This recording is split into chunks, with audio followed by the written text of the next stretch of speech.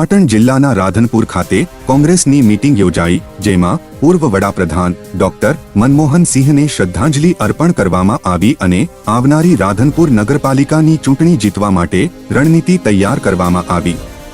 આ પ્રસંગે રાધનપુર વિધાનસભાના પૂર્વ ધારાસભ્ય રઘુભાઈ દેસાઈ, ઓલ ઇન્ડિયા કોંગ્રેસમાંથી સુભાશ્રુબેન યાદવ, નોર્થ પ્રભારી ગીતાબેન, પાટણ જિલ્લા કોંગ્રેસ પ્રમુખ ગેમરભાઈ દેસાઈ, નાઝીરભાઈ, સાંતલપુર તાલુકા પંચાયતના પ્રમુખ કંકુબેન લાલાભાઈ પરમાર, પાટણ જિલ્લા મહિલા કોંગ્રેસ પ્રમુખ જયાબેન સોની, રાધનપુર શહેર મહિલા કોંગ્રેસ પ્રમુખ જ્યોતિબેન જોશી, રાધનપુર શહેર કોંગ્રેસ પ્રમુખ ડોક્ટર વિષ્ણુ ઝુલા, કાનજીભાઈ પરમાર, શંકરજી ઠાકોર, વર્ધીદાન ગઢવી, વિનોદ ઠાકોર, ગણેશજી ઠાકોર અને અન્ય મહાનુભાવોની ઉપસ્થિતિમાં આવનાર રાધનપુર નગરપાલિકા ચૂંટણી જીતવા માટે રણનીતિ તૈયાર કરવામાં આવી।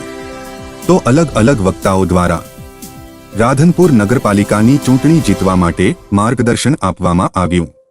નગરપાલિકાની ચૂંટણી લડવા માંગતા ઉમેદવારો તૈયારી કરવા માટે માર્ગદર્શન આપવામાં આવ્યું।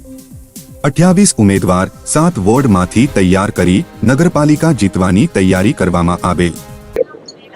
રાધનપુરની પ્રજા કાયમ માટે કોંગ્રેસને આશીર્વાદ આપ્યા છે, ફરીથી પણ આશીર્વાદ આપશે એનો અમને પૂરો વિશ્વાસ છે।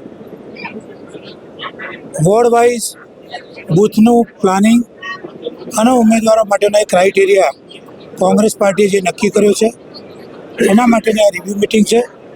પાર્ટી ઉપરથી નક્કી કરશે કોનો ઉમેદવાર બનાવવો, પરંતુ ચૂંટણી લોકોના જે મેઇન પ્રશ્નો, પીવાનું મીઠું પાણી, અંડરગ્રાઉન્ડ ગટર, લાઇટ, રોડ, રસ્તાની વ્યવસ્થાઓ માટે આ ચૂંટણી લડવામાં આવશે।